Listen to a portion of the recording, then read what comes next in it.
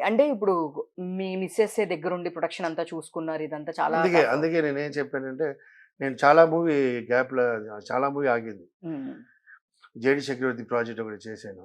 అది வந்து ఏదో 70 ఏదో ఎంఎం 17 சொல்லி అది యాక్చువల్లీ 'ఉగ్రం'. ఆ ప్రాజెక్ట్ வந்து మంచి అయింది. అది థియేటర్ లోపలే ஒரு 1 క్రోర్‌లో ఫినిష్ చేయాలనుకున్నా. అది వాళ్ళు ఏదేదో స్పెండ్ యాడ్ చేసి మళ్ళీ 2 అని చెప్పి బాగలేదు. అదే 'శ్రీకాంత్' ప్రాజెక్ట్ ఒకటి అలాగే ఆగింది.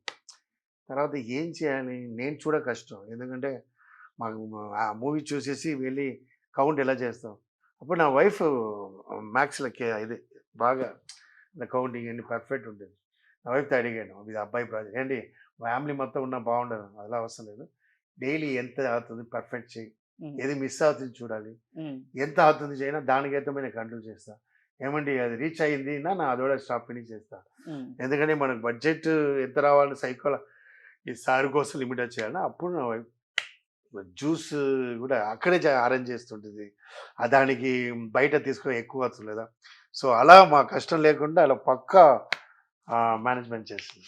సో, సో, అందుకే ఇంత హ్యాపీగా ఒరే షెడ్యూల్‌లో బ్యూటిఫుల్‌గా ఫినిష్ అయింది. ఎన్ని డేస్ పట్టింది మాస్టర్ షెఫ్? 50 డేస్ పడిందండి. 50 50 డేస్. డేస్ పడింది.